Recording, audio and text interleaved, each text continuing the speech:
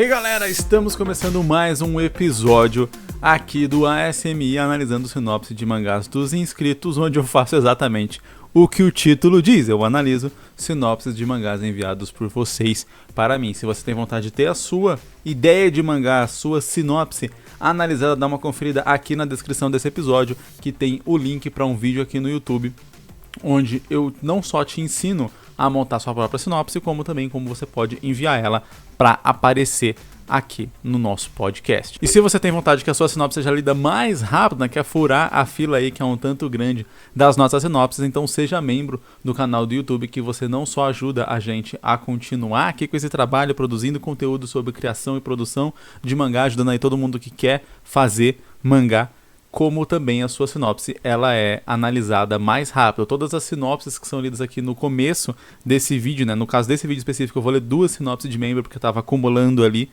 algumas sinopses. Geralmente é a primeira, nesse vídeo aqui especificamente, né? Nesse episódio aqui especificamente, vão ser as 2 primeiras, elas são sinopses de membros, então já agradeço aí todo mundo que é membro e que ajuda demais a tanto o canal do YouTube quanto aqui o podcast e mesmo outros conteúdos que eu produzo em outras redes sociais como o Instagram e o TikTok a continuarem no ar. Muito obrigado mesmo. Se você não tem condição de se tornar membro, você pode enviar sua sinopse seguindo aqui o modelo que eu falei que está na descrição desse episódio, e você pode deixar seu like ou sua avaliação, que também ajuda demais as plataformas continuarem propagando esse conteúdo para novas pessoas e a gente crescer aqui na nossa ajuda aos mangakás brasileiros aspirantes. E o nome da nossa primeira sinopse é Demon's War, que seria, né, a Guerra dos Demônios. Eu acho que funciona, é um título que funciona em português, apesar de ele ficar bem maior do que Demon's War, né, que é mais reduzido, mas particularmente eu acho que funciona. Eu consigo imaginar até bem aquele filme dublado antigo, né, Demon's War, a Guerra dos Demônios, passando no SBT ou alguma coisa assim. Então acho que é um título que funciona tanto em inglês quanto na sua tradução. E aí geralmente quando isso acontece eu costumo comentar onde se você vai publicar num site onde você vai publicar a história em inglês, você deixa o título em inglês. Se você vai publicar num site em português ou impresso para vender aqui no Brasil, etc., você deixa o título em português, que pode funcionar ali para a pessoa já ter uma identificação maior com a história logo de cara pelo título, entendendo o que o título quer dizer. Apesar de que acho que Demon's War é um título tão comum que acho que a maioria das pessoas já consegue entender ou captar logo de cara. Vamos lá, vamos começar aqui a sinopse. Em um mundo onde todos os medos dos humanos se tornaram realidade, exemplo lendas, eu acho que exemplo lendas, uma organização de pessoas super poderosas criaram uma barreira dividindo o mundo normal do sobrenatural. Jack, um jovem de 17 anos, entra para a organização com o desejo de descobrir por que sua mãe esconde dele seu passado na organização e por que os demônios o perseguem desde a infância. Com o passar do tempo, mais tramas surgem envolvendo o passado obscuro da organização. Aí o autor deixa uma observação aqui pra gente. As criaturas do mundo sobrenatural abriram caminho para o mundo normal através de portais, mas são poucos que conseguem abrir e passar por eles. Entendi. Então meio que essa organização já foi bem sucedida no seu propósito de proteger a humanidade dessas criaturas sobrenaturais, né?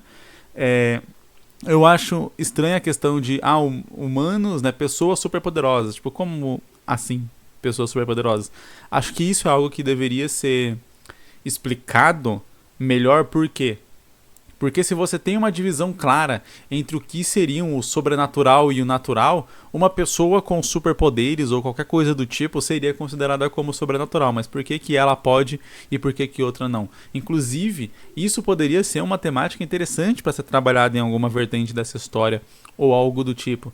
Imagina um vilão, por exemplo, que ele percebe que várias das lendas que estão ali também são humanos, só que por serem aberrações físicas, feios, etc., ou algo assim, são considerados como esses monstros, essas criaturas sobrenaturais, enquanto os outros que são do mesmo fruto, da mesma fonte ali, mas que são humanos normais, só tem um poder, eles são considerados ali como humanos. Então, ok, esses humanos que são superpoderosos, eles são considerados humanos. Agora, os outros humanos que são superpoderosos, mas que tem um chifre no meio da cara, por exemplo, esse daí é considerado sobrenatural. Não, isso aí é monstro, isso aí a gente deixa eles do outro lado. Seria uma temática interessante para um vilão. Ainda mais considerando que ele teria talvez uma premissa real ali, ele poderia reverter isso para alguma coisa negativa, né? Tipo, já que isso é assim, então vamos eliminar todos os humanos e vamos viver só os sobrenaturais. Ou algo assim, beleza. Ele tem uma premissa ali que você concorda até, que você aceita, que você entende, só que a conclusão dele é uma conclusão completamente errônea e que não dá pra você concordar. Fazendo uma referência aí ao Thanos, né, do Guerra Infinita, do filme que saiu já faz alguns anos aí, ele quer criar um equilíbrio no universo onde as pessoas não consumam todos os recursos e aí isso gere meio que uma abundância de recursos para todo mundo. Só que o jeito dele fazer isso é matando metade das pessoas, metade dos seres vivos. Então, você consegue entender a premissa e te fala assim, não, tá certo, realmente a gente precisa controlar o gasto de recursos, etc., ou talvez ser um pouco mais consciente em relação à natalidade e coisas do tipo, para que a gente consiga viver em equilíbrio, porém matar metade das pessoas não é a solução para isso, não é a solução ideal para resolver esse problema. E aí a gente poderia trabalhar mais ou menos a mesma coisa. Eu acho que poderia ser um vilão bem interessante para essa história se for essa a premissa. Por isso que eu achei importante explicar essa questão de, ok, a gente tem seres humanos superpoderosos que classificam. Quem classifica quem é sobrenatural e quem é só um ser humano superpoderoso, sabe? E aí eu acho que poderia envolver isso. E talvez exatamente isso poderia ter alguma relação com esse mistério da mãe do Jack. Então talvez o pai do Jack é um dos sobrenaturais, porque os sobrenaturais na verdade são só humanos, mas que têm características diferentes, né? O X-Men costuma trabalhar muito isso. Você tem os X-Men, que geralmente são os mutantes bonitinhos, que podem aparecer no jornal, e você tem os Morlocks, que são os mutantes que têm mutações muitas vezes físicas e tal, que não conseguem aparecer. E de vez em quando essas discussões elas são colocadas ali nos X-Men, né? Tipo, da Mística poder se transformar em quem ela quiser e às vezes ela manter ali a forma dela mesmo por causa de um lance de orgulho. Isso foi trabalhado nos primeiros filmes do First Class, né? Do X-Men, da nova fase. Mas mesmo já tinha isso um pouco com o Fera, com essa questão de ele não querer aquela aparência dele e tal. E no X-Men Evolution fala muito legal sobre os Morlocks e essa questão de tipo, ok, vocês são os bonitinhos, vocês conseguem viver em sociedade, se passar, mas tem uma certa classe de mutante que não consegue, e esses vão sofrer a discriminação na cara porque eles não têm como esconder o que eles são. Né? Você não põe um óculos escuro e finge que não é mutante, como, né, fazendo aqui a referência ao Ciclope. Então, seria algo que daria para ser encaixado nessa história aqui, mais ou menos dessa forma também. E aí a gente teria não só uma trama simples de capture o sobrenatural que fugiu pelo portal e derrote ele e tal, mas você já tem toda uma discussão social ali que pode envolver até o Jack descobrir que aquela organização que ele faz parte não é tão boa assim.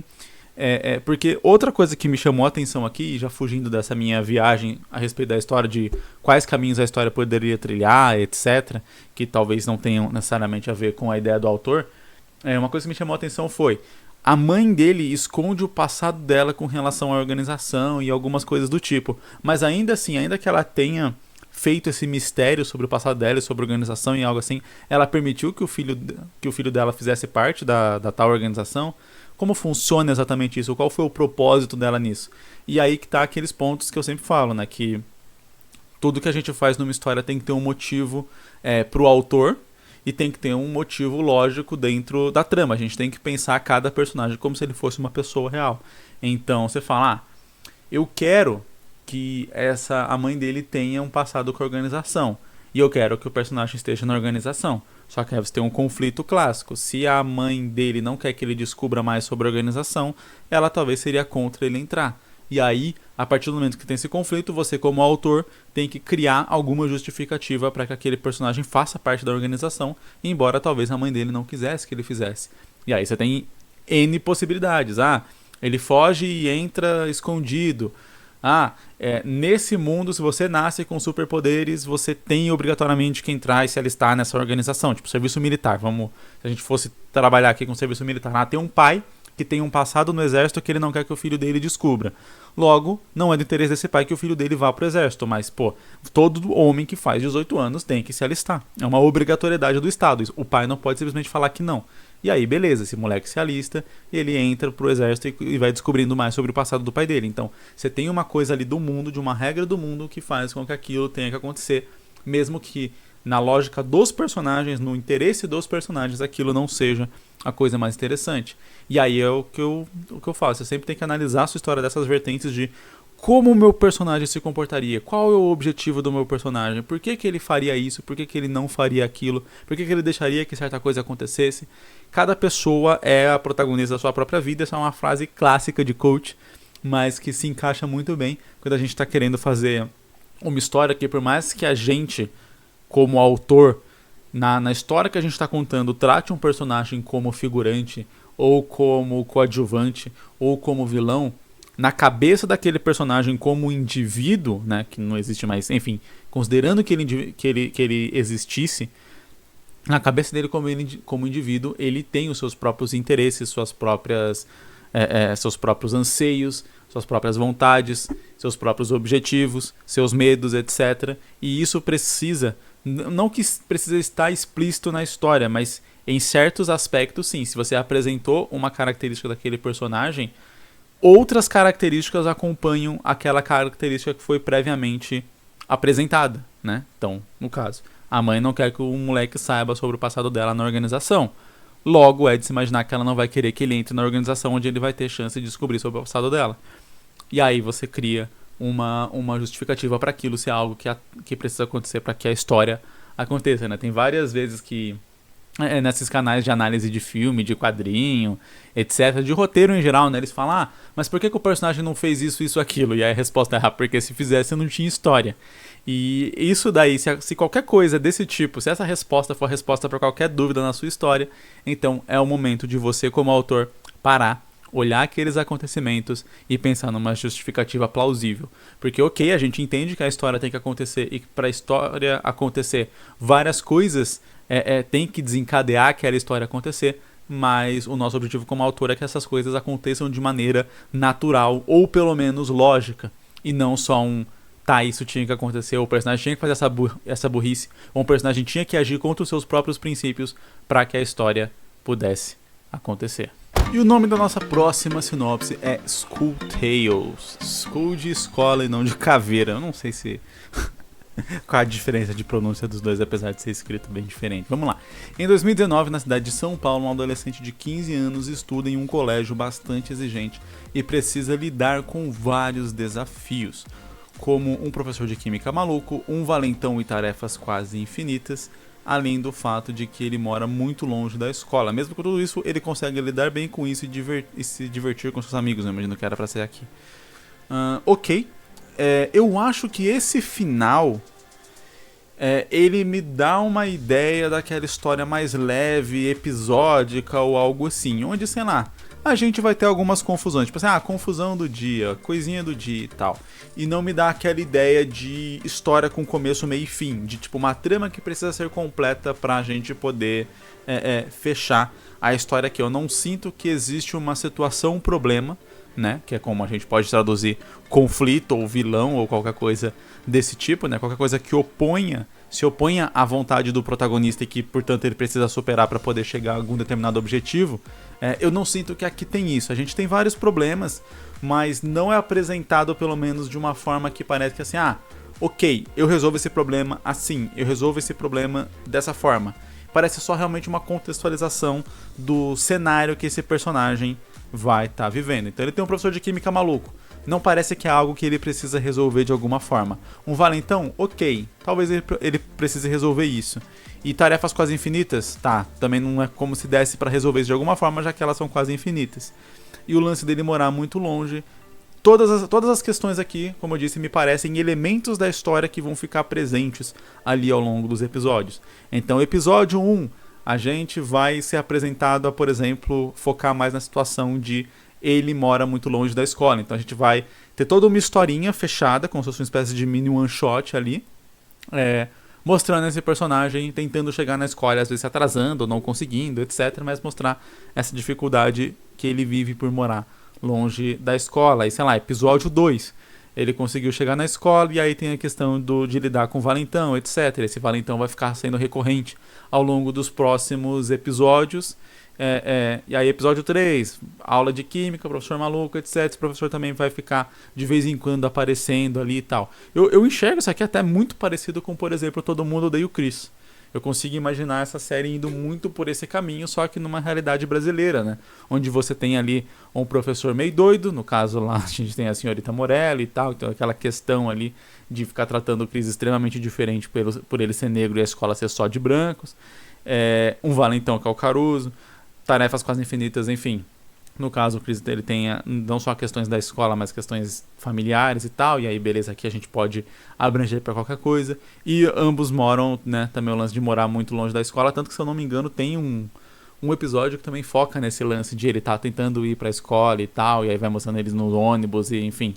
Se eu não me engano, tem um episódio que foca bem nessa questão de ele morar longe da escola, ter que pegar vários ônibus, fazer várias coisas pra poder ir. Até que ele fala que tem um ônibus que é só dos negros, depois o ônibus vai embranquecendo conforme ele vai chegando, né, perto da escola, já que a escola é só de brancos, num bairro branco. Enfim, então eu consigo enxergar bem isso. E aí, o que eu falo é exatamente isso. Eu acho que eu já meio que dei a dica enquanto eu tentava descrever qual que era a minha interpretação aqui. Quando a gente vai fazer uma história episódica, assim, e que não parece ter esse lance de uma trama com uma situação, um problema muito clara que vai ser resolvida, como, vamos supor, que o objetivo dele seja se formar. E aí ele tem que passar por todas essas coisas e resolver várias dessas coisas para poder se formar. Então, ele mora muito longe da escola, ele precisa chegar cedo, ele precisa conseguir chegar na hora para poder se formar. Tem um valentão, ele precisa conseguir estudar ou levar os livros para casa, porque, sei lá, o valentão sempre derruba ou rouba ou molha os livros dele. E aí a situação, o problema é lidar com o valentão ou tentar manter seus livros. O lance das tarefas pode ser realmente as tarefas da escola, e aí o foco da história é resolver esses problemas para que ele possa se formar. Aí a gente tem uma trama contida ali. Dá para trabalhar das duas formas. Tem como você fazer essa história episódica ainda assim mantendo essa situação, problema de eu preciso me formar, por exemplo, ou não, ou só ficar nisso mesmo e falar, ok, eu não vou ter um grande arco ali final para ser contado. Todo Mundo Odeia o Chris não tem um grande arco ali para ser contado. É uma história sobre a infância e juventude do Chris Rock. Aqui seria uma história sobre o período escolar do nosso protagonista, que eu acho que não tem nome, né? Paulo estuda em um colégio bastante... Um adolescente de 15 anos, não tem o nome dele. Enfim, então seria só realmente focar em cada episódio. E aí o conselho que eu dou é: cada episódio ele tem que funcionar como uma história à parte, onde... Ok, talvez você não vai precisar ficar reapresentando todos os personagens, mas todo personagem vai ter que estar com certas características muito mantidas ali para que seja de fácil compreensão para o leitor que, por exemplo, está pegando a história por aquele episódio. E geralmente quando a gente tem histórias episódicas, a gente tem personagens que não têm arcos muito complexos de mudança, por exemplo. Ao contrário de quando a gente tem uma história mais contínua de fato. Você pega, por exemplo... eu tava falando de Todo Mundo Odeia o Chris, vamos continuar no Todo Mundo Odeia o Chris. Você não tem uma mudança muito grande do Julius, ou da Rochelle, ou do Drew, ou do... Como que é o nome da irmã dele? Caraca, deu um branco no nome da irmã dele. Enfim, você não tem uma mudança muito grande no arco dos personagens onde, sei lá, ele passa por alguma situação e aí ele vira mais maduro ou algo assim, o personagem era introspectivo e aí depois ele vira extrovertido ou algo assim.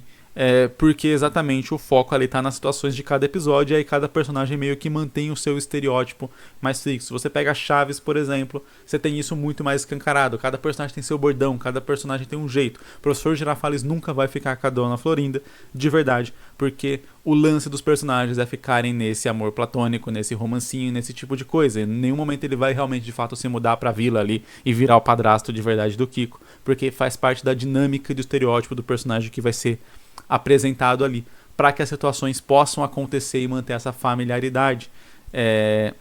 Algumas séries depois de um tempo conseguem fazer essa transição, ou são obrigadas a fazer essa transição, né? Esses seriados que são episódicos assim, né? Você pega, por exemplo, Dois Homens e Meio, o Jake vai crescer, o ator que faz o Jake vai crescer, então você não pode manter ele como o garotinho fofinho, gordinho, para sempre. Então eles tiveram que adaptar a história conforme o próprio ator foi crescendo e foi virando adolescente e trabalhar essas situações novas. Então o personagem vai passando por um arco porque a história precisava avançar até por uma necessidade biológica do ator.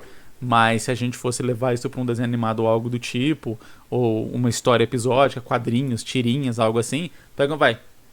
Turma da Mônica é um ótimo exemplo. Qualquer revistinha da Mônica que você abrir, os personagens vão ter aquele estereótipo. Não vai ter um momento onde a Magali para de ser gulosa. Não vai ter um momento onde o Cebolinha para de falar errado, onde o Cascão começa a tomar banho. Até tentaram fazer isso no Turma da Mônica Jovem, se eu não me engano. Tinha esse lance dessa reversão, mas depois eles voltaram um pouco atrás e eu não sei se depois foi avançando e aí eles foram parando esses hábitos de novo e tal. Mas era um lance tipo, ele perdeu esse hábito, mas ainda carrega um pouco daquele negócio do passado e tal. Porque querendo ou não, são características muito fortes dos personagens que você descaracteriza um pouco os personagens quando você tira essas características deles. E se não teve um arco realmente que justifica isso daí, de modo que você consiga acompanhar, entender e sentir com aquele personagem, então fica parecendo que você só descaracterizou ele ali de alguma forma. Aconteceu um pouco isso com One Piece também, quando chega no Shinsekai, vários personagens perderam várias características que eles tinham construído, ou que era dos estereótipos deles, antes de Shinsekai. E como foi um time skip e só mostrou um pouco disso, várias coisas voltaram atrás depois ali da Ilha dos Tritões. O Sop ter medo é um dos maiores exemplos, eu acho. O Sop, ele volta... Tem gente que pode dizer, não, ele fingia que não era mais medroso e tal, mas eu tenho dúvida se não era realmente uma vontade do autor de evoluir um pouco o personagem, mas daí acabou que perdeu um pouco da dinâmica, e aí ele volta a ser mais medroso e tal, depois do Ilha dos Tritões. Mas tem várias dessas coisas que ocorrem numa história e que até podem funcionar quando feitas, né, como eu disse, com um arco certinho, onde você entende, acompanha a mudança daquele personagem ao longo ali de episódios, etc., capítulos e tal, e que geralmente não funciona tanto quando a gente quer fazer esse episódico, essa série com tirinhas, ou onde tem essas historinhas fechadas, onde em qualquer episódio o leitor pode ir e ver ali, né? Eu tô chamando de episódio aqui exatamente porque a gente chama de episódico quando uma história ela não tem essa sequência certinha. Você tem que ver o capítulo 1, 2, 3, 4, 5. Não, você pode ler o 10, depois o 3, depois o 20, depois o 7, e não importa muito. Você vai conseguir entender, ok, você pode ter até uma coisa ou outra ali que, isso aconteceu nos episódios anteriores ou algo assim, mas não é aquela necessidade de, tipo, você não vai entender nada se você pegar e começar do capítulo 20. E aí por isso que eu tô chamando de episódio, porque a gente dá ao nome desse tipo de história série episódica, onde cada historinha ela tem seu começo, meio e fim. Acho que esse era o foco aqui, eu acabei me estendendo demais nessa sinopse, mas espero ter ajudado. A nossa próxima sinopse, ela não é uma sinopse, né? Quando eu fiz o quadro de análise de sinopse e tal, eu coloquei como sinopse porque a sinopse ela é um texto curto, onde você tenta descrever os principais elementos da sua história para chamar a atenção do leitor e motivar ele a abrir o seu mangá para ser lido. E um dos focos é exatamente o texto ser curto, porque o leitor ali tem que ver aquilo rápido, tem que bater o olho e já decidir se ele se interessa ou não por aquela história. Então era uma necessidade para eu poder, eu pego a ideia geral da sua história e a gente discorre a partir disso. E aí, mesmo assim, como várias pessoas, né, não têm a prática, a experiência de montar ou escrever uma sinopse, eu coloquei alguns limites. Escreve até 5 linhas e tal, para não ficar um negócio muito longo. E aí eu acabar tendo, vou ficar aqui 5 minutos só lendo a história da pessoa e depois não vou ter muito tempo para de fato fazer a análise. E o quadro é analisando sinopse de mangá dos inscritos e não lendo sinopse de mangás dos inscritos. Eu só lesse aqui e passasse para a próxima, tenho certeza que ninguém teria muito interesse em ver, ouvir, etc. aqui o nosso podcast. E aí, a sinopse que a gente recebeu aqui, como eu disse, não é uma sinopse, ela é um planejamento. Ela parece uma ideia geral do planejamento da história.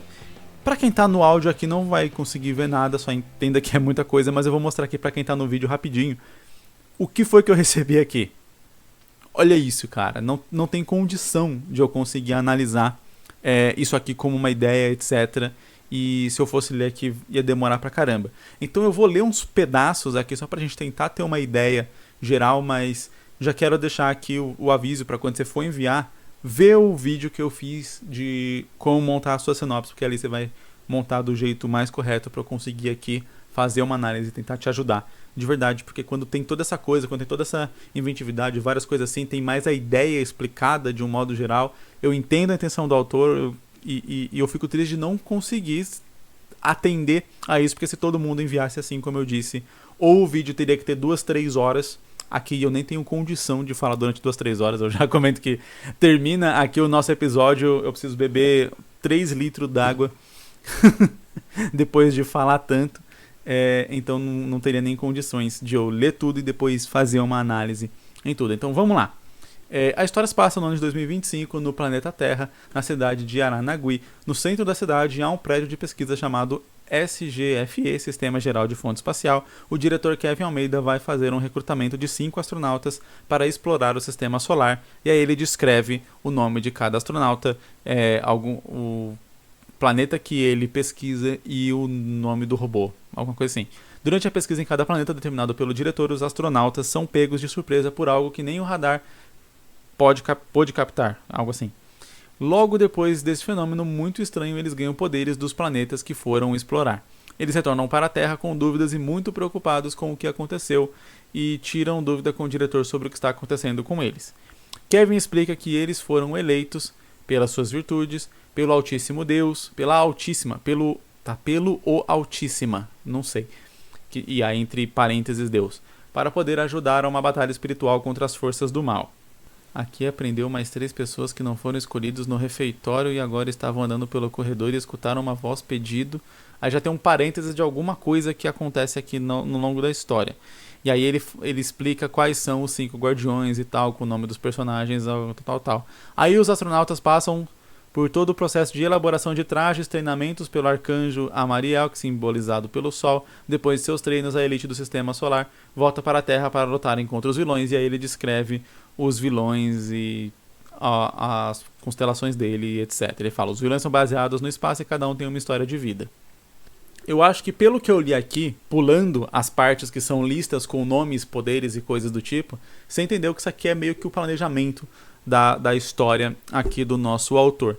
E nada errado com isso, na verdade. Eu quis falar sobre isso não só para atentar aí quem for enviar sua sinopse para os episódios futuros e tal, né? Organizar ela no modelo correto e tal, para eu conseguir ler, para eu conseguir fazer uma análise e conseguir ajudar, né? Porque senão, aqui, por exemplo, o outro ponto que eu queria falar é que a gente tem uma descrição talvez do que acontece inicialmente e a gente tem esse planejamento. E esse planejamento é sim uma das etapas da criação do nosso mangá, onde você define quem são os personagens, se eles vão ter poderes, quais são os poderes deles, de onde vêm e tal. Parte desses acontecimentos aqui é uma outra etapa da criação. Recentemente eu lancei um vídeo no canal do YouTube, vou tentar deixar o link aqui nos cards para quem está vendo no YouTube, que é falando como pôr as ideias no papel, né? Como tirar as ideias da nossa cabeça e colocar elas no papel. E o que eu falo é exatamente sobre como a gente separa o nosso mangá em etapas, onde a gente vai se concentrar em cada uma dessas etapas para poder fazer o mangá. E não às vezes só tentar sair da cabeça e já começar a desenhar as páginas, porque aí você tem tantas preocupações, tantas coisas que você tem que pensar que você se sobrecarrega e acaba não conseguindo fazer nada. E daí vem aquele lance de eu tenho tudo na minha cabeça, mas não consigo pôr no papel. Porque tecnicamente você não tem tudo na sua cabeça, mas como aquilo não está organizado ainda, você não sabe o que está faltando de verdade. Porque se você tivesse tudo, você conseguiria colocar no papel. E é quando você começa a colocar no papel que você vai percebendo aquilo que você não tem, e aí vai pensando e vai preenchendo as lacunas que você só vai perceber quando tiver ali, você estiver vendo aquilo ali de fato, tentando fazer aquilo de fato. E essa aqui é uma das etapas. Tem algumas coisas aqui que estão ainda um pouco confusas, assim, não confusas, mas estão misturadas, que é criação de personagem, apresentação de personagens, poderes, etc., origem e o início da história. E isso está separado do objetivo geral da nossa história. O que é que vai ser contado aqui? Pelo que eu entendi, vai ser o lance deles enfrentarem os inimigos. É isso. O objetivo final é esse. Eles vão enfrentar os inimigos ali e supostamente isso vai ser o final da história. Então a gente teve toda uma descrição, uma narração e apresentação do contexto que leva os personagens a chegar na trama principal da história. Porque fala, eles foram para origem de personagem, eles foram para planetas e nesses planetas eles receberam poderes porque sim, porque Deus escolheu, literalmente é o que está descrito aqui. Deus escolheu eles pelas virtudes deles. E aí a gente teria todo, talvez, uma lore do que explicaria isso. Por que, que o cara, o diretor sabe disso? E coisa assim. E essas são as lacunas que a gente vai preenchendo ali na história para quando a gente for realmente contar ela de fato, a gente já ter essa ideia e ter estabelecido para poder passar pro leitor não fazer essa pergunta que eu tô fazendo. Pô, como que o diretor sabe desse negócio? Sabe que Deus escolheu eles para ser uns poderes e de repente tem um arcanjo já para treinar eles e coisa assim. Como que essas coisas aqui funcionam?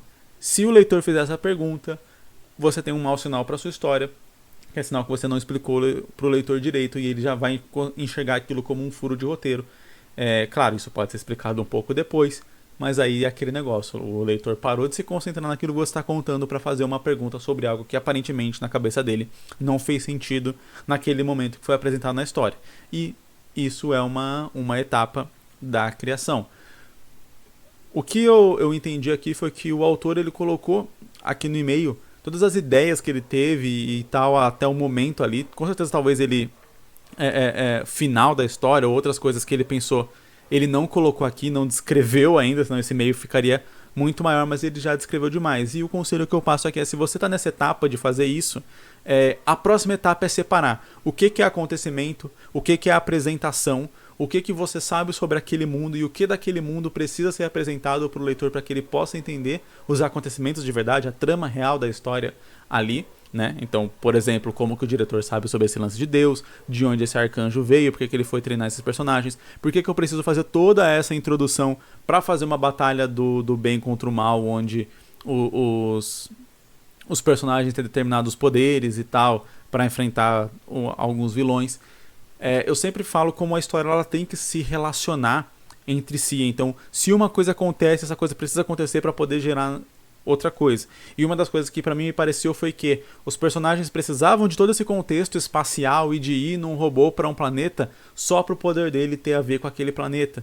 E, por exemplo, teria uma outra forma de fazer isso, que seria usando, por exemplo, o nome dos deuses, né? Os deuses da mitologia romana são os nomes dos planetas, então você poderia relacionar os poderes dele com os nomes da mitologia romana e você não precisaria fazer todo esse rolê espacial para fazer uma justificativa de por que esses personagens ganharam esses poderes, etc. Então, beleza, se é uma dádiva dos deuses, então os deuses podem ter escolhido com base ali.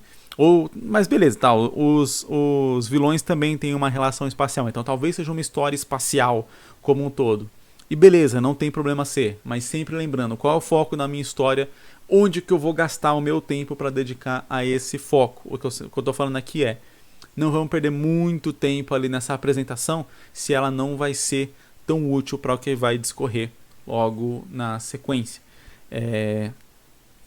A dica geral isso aqui é uma parte da criação, mas aqui ainda não estamos na sinopse, porque ainda tem algumas coisas que precisam ser pensadas, como por exemplo a própria trama principal, né? Isso que eu falei que é o que a gente precisa focar mais, onde o trabalho da história vai estar colocado. Depois de ter essa organização aqui geral, a gente iria ter o tal do argumento, que seria um texto onde eu realmente falaria tudo o que acontece na história do começo até o final e tal, e aí a partir disso eu poderia gerar uma sinopse que ok, agora que eu sei tudo o que acontece na minha história, que eu sei quem são meus personagens, que eu sei qual o caminho que esses personagens vão passar, quais são os objetivos deles e tal, eu consigo gerar uma sinopse que como eu disse, um texto curto que vai abordar os principais elementos, sem spoilers, né, geralmente, porque é para um leitor se interessar para ler a sua história, os principais elementos que vão chamar a atenção de um leitor para que ele decida ler o meu mangá. Então, tá na etapa, esse autor aqui tá na etapa, mas você tem que construir um pouco mais a partir disso, criar realmente o que vai acontecer na sua história e aí ir descorrendo. Então eu quis trazer essa sinopse aqui, mesmo que não desse para analisar ela muito direito com o que a gente tem e tal, e com o tamanho e etc, porque faz parte da etapa de criação de um mangá sim, e eu acho legal falar sobre isso e mostrar isso para vocês. E o nome da nossa última sinopse de hoje é The Tales of Libertalia. Libertalia tá com um acento aqui, o que me deixa meio na dúvida, porque né, o resto do título tá em inglês e tal, em inglês não tem acento. Então o que eu faria aqui seria talvez os contos de Libertalia mesmo, com acento normal, ou The Tales of Libertalia sem acentos. Não, você viu? Postei a voz? Libertalia. Enfim, colocaria ou sem acento numa versão do título totalmente em inglês, ou com acento numa versão do título totalmente em português. Vamos lá. Ano de 2720 em Kepler. 442b, entre aspas, a Nova Terra. Encontramos Johnny Rackham, eu acho que é Rackham, um jovem filho de mecânico de naves espaciais que sonha em encontrar Libertália, uma cidade mística dita como apenas uma lenda. Johnny possui a vontade de encontrar a lendária cidade e assim... Achei que ia discorrer por quê. E assim levar a paz e a libertação para toda a galáxia. Porém, não será tão fácil fugir dos olhos do opressor governo intergaláctico, Acrox. Após sair do seu planeta e iniciar uma jornada juntando membros no seu navio espacial, a Acrox denomina Johnny Rackham como um pirata espacial. Agora, Johnny descobre que terá que lidar com outros piratas e contra o governo para realizar seu sonho. Cara, eu acho muito legal histórias de pirata espacial e tal, só que eu senti uma certa falta de contexto em algumas coisas. A primeira coisa foi por que a cidade de Libertália iria... Tá certo, né? Fora o nome que ela tem, Libertália, e ela vai gerar paz e libertação, por que de fato ela geraria isso? Tipo assim, qual que é a relação, qual é a lenda que envolve ela, etc, pra que o Johnny valia. Eu senti que faltou uma certa contextualização do que é a Libertália, ou pelo menos do que seria, do que ela representa, de qual é a lenda ou mito que envolve, para que a gente possa entender melhor o lance do Johnny. Porque olhando assim parece tipo, eu quero chegar na cidade lendária. Tá, até aí beleza. Ele pode ter um desejo de exploração, etc. Mas daí, como que chegar lá gera libertação para a galáxia? Tipo, tem um salto aí que exige uma explicação, uma contextualização. A outra questão quando fala que o Acrox, né, o governo, denomina o Johnny como um pirata espacial ou algo assim, fica parecendo que ele tem uma importância maior do que ele deveria ter, ao menos no início da história. Beleza, ele é o filho de um mecânico, sabe? Então a gente pode dizer que todos aqueles que fazem, sei lá, viajam sem tipo, sei lá, é como se fosse tirar carta de motorista. Se você está dirigindo sem carta, você é um criminoso aos olhos do nosso estado, né? E dos estados de qualquer país no mundo. Então poderia envolver algo assim. Então, não algo de tipo... O governo declarou especificamente o Johnny Rackham como um pirata, mas sim, ele fez alguma coisa que é considerada ilegal para o governo, e aí ele é considerado um pirata por conta disso, né? No próprio One Piece, a pirataria, ela é mal vista mesmo que você não cometa um crime, porque, enfim, tem a questão de os piratas, eles geralmente cometem crime, chegam na cidade, saqueia, etc. Só que algumas pessoas levam a pirataria como uma questão de liberdade, o próprio Luffy é um caso desse, e não necessariamente como um lance de criminalização. Então ele se chama de pirata, mas tecnicamente, né, teoricamente pelo menos, ele poderia viajar de barco por aí sem se denominar pirata, e aí não seria caçado pela marinha, a menos que ele fizesse alguma coisa que envolvesse diretamente isso. Claro que no caso da história de One Piece, o Luffy se declara abertamente pirata, o que já faz com que ele seja procurado, né? Independente de você vender droga ou não, se você chegar na cara da polícia e falar abertamente que você é um traficante, você também vai ser investigado, perseguido, etc, né? Pra ser preso. Mas logo na primeira grande história, assim, primeiro mini arco de One Piece e tal, ele já vai para um forte da marinha, rouba um mapa, invade o forte, enfrenta o marinheiro que é dono daquele forte. Então, assim, logo de cara ele já faz uma atitude criminosa para os olhos ali do sistema de One Piece, né, do governo de One Piece. E aí, beleza, ele é procurado mais por conta disso. E aí, aqui, a gente precisa mais ou menos da mesma coisa. Ou do Johnny fazer algo que já é abertamente considerado uma violação da lei que torna a pessoa como pirata, do mesmo jeito que vender droga torna você traficante. Então, sei lá, vamos supor que lá você não pode dirigir embarcações espaciais sem ter a sua licença. Ele faz isso, logo ele é um pirata. Todo mundo que dirige uma embarcação espacial sem ter licença é um pirata. Então, beleza, pode ser uma lei, algo assim. Ou... enfim, ele sai e aí ele faz alguma coisa que já é tido como contra a lei, de modo que ele vai ser procurado por aquilo. É que o jeito que fala isso, Johnny descobre que terá que lidar com outros piratas e contra o governo para realizar seu sonho. Dá a impressão que ele também não sabia que tá fazendo algo assim. E aí fica mais parecendo ainda que foi alguma coisa que o governo jogou contra ele, contra o Johnny especificamente, porque ele é o protagonista. E eu entendo que quando a gente está escrevendo uma história, a gente tem essa tendência de, tem meu protagonista e ele vai ser importante. Só que um personagem não pode ser importante por si. Ele tem que ser importante dado um contexto que é apresentado dentro daquela história. E minha esposa chegou, eu tenho que abrir o portão pra ela. E aí, né, fora isso, é aquela jornada clássica, né? Você entendendo, criando uma motivação do porquê o protagonista quer ir até Libertália, porque ele acha que Libertália vai fazer isso. Criar todo o contexto mundial e tal, né, de como que esse mundo funciona e tal, até pelas regras e tal, do porquê ele vai ser considerado um pirata e tal, o que os outros piratas querem, por que ele vai ter que enfrentar os outros piratas diretamente. Os piratas também são meio caçadores de recompensa, estão indo atrás dele por causa disso, eles também estão indo atrás de Libertália, por qualquer motivo que seja. Enfim, criar esse contexto geral para introduzir o personagem dentro daquele mundo. Eu tava falando sobre como a gente considera o personagem principal como importante, porque a gente escolheu ele como principal, logo ele vai ser importante, mas que dentro do contexto da história ele precisa merecer essa importância, né? Então, se você já começa com um personagem que ele é importante porque sim, porque o contexto do mundo já decidiu que ele é importante, é um pouco mais difícil do leitor ter empatia e se sensibilizar com aquele personagem. É a mesma coisa, né? O cara que é herdeiro multimilionário chorando porque o jatinho dele quebrou, não é muito digno de pena, né? Você fala, pô, nossa, que dó de você, o seu jatinho, ele quebrou e agora você vai ter, sei lá, que pegar alugar um outro jatinho ou um helicóptero, ou vai ir de primeira classe pra viagem que você tinha que fazer, sabe?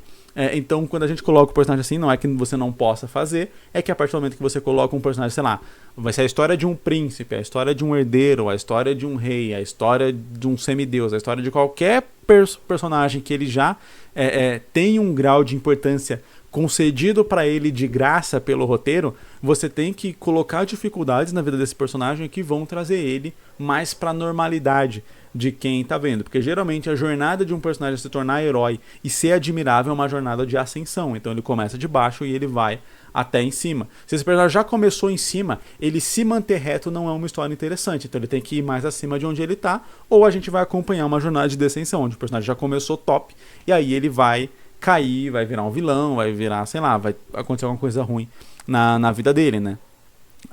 Então o que eu falo aqui tudo indica que a nossa jornada aqui do Johnny é exatamente uma jornada de ascensão. É a jornada de um personagem que era só o filho de um mecânico de um planeta qualquer, que vai se tornar alguma coisa importante pra galáxia, né? E aí, a partir disso, a gente tem que ir construindo ao longo da história, ele ganhando e conquistando essa importância. Porque você vê, mesmo se a gente pegar os animes famosos, aí, como o Naruto, o One Piece,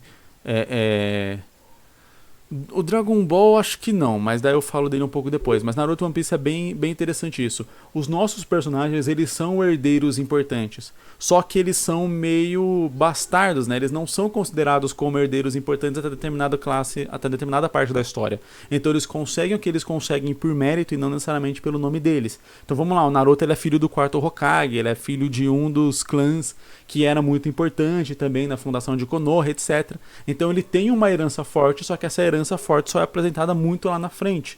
De modo que ele começa a história como só um órfão que é abandonado e mal visto pela vila. Ele tem várias questões ali que são privilégios do personagem, mas que esses privilégios são colocados ou como empecilhos, como karmas para ele enfrentar, como o caso de ser o Jinchuriki, né? E em outras vilas você repara que o Jinchuriki ele é um personagem, ele é uma pessoa, ele é uma pessoa que é bem tratada, que é bem vista ou que é bem cuidada, mesmo que não seja do ponto de vista amoroso, simpático, etc., né, e cuidadoso de verdade, de carinho, mas bem cuidado no sentido de ele é uma arma e ele é um instrumento importante para a vila. Mesmo isso, né, pro Naruto é colocado como algo que coloca ele mais embaixo ainda nessa cadeia de importância e coisa do tipo. Ele ser filho do quarto Hokage não é revelado, então tudo é colocado nele de uma maneira que ele vai começar de baixo e vai se erguer pelos próprios méritos, e só depois que vai ser revelado que ele tem heranças, que ele tem essas coisas que ajudam e podem facilitar ele depois que você já comprou a ideia de que, beleza, ele merece estar ali onde ele tá. A mesma coisa com o Luffy. Só vai ser revelado que ele é filho do Dragon e que isso é alguma coisa importante muito mais pra frente. Só vai ser revelado que o Ace... Isso é spoiler pra quem tá começando a ver One Piece agora. Quem tá assistindo só a série, então é mais spoiler ainda. Mas eu acho que o público do canal aqui já conhece mais de One Piece do que a galera que só tá vendo pela Netflix. Acho que a galera tá vendo pela Netflix, né? Nem tem Ace lá ainda, né? Vai demorar muito pra aparecer um Ace lá. Se bobear, a série até cancelada antes. Enfim, que o Ace é filho do Gold Roger muito depois, e que o Luffy tem essa relação e tal. E todas essas coisas que são de extrema importância da realmente origem de herança do Luffy, elas não são importantes pro desenvolvimento e pra quem o Luffy é. Vai ser em um ou outro momento emblemático e tal, quando, sei lá, o Dragon salva o Luffy de ser morto, ou uma coisa ou outra. Na verdade, né, é uma parte da herança dele que é ser neto do Garp. A princípio parece ser uma coisa negativa, de modo que o Garp vai correr atrás dele e só vai se tornando meio que positiva depois e tal, mas não tem uma coisa direta do tipo, nossa, o Luffy ele tem o D no nome, então a gente já vai colocar ele como alguém fodão, porque sim, só porque ele tem o D. Não, ele vai traçando o caminho dele até chegar a isso. Eu ia falar do caso de Dragon Ball. O Dragon Ball já é o mais clássico mesmo, é o lance do underdog. O Goku, ele não é filho do príncipe do planeta que nem o Vegeta é, por exemplo. Não, o planeta dos Saiyajins é o planeta Vegeta. Porque você tem a herança dos Vegetas, né? O pai lá, o rei Vegeta, que era o pai do Vegeta, que é o Vegeta Júnior, que é o que a gente conhece. Enfim, eles são a herança real.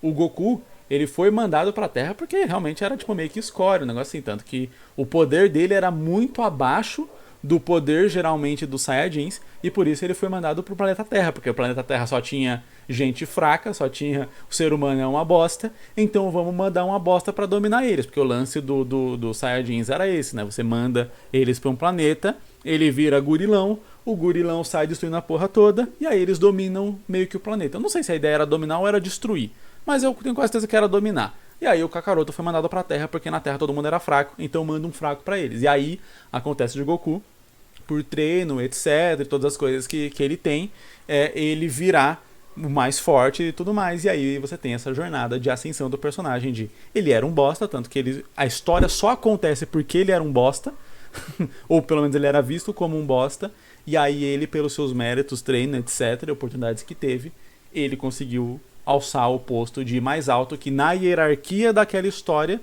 falei mais alto, de mais alto, né? Ficou com 2 metros de altura.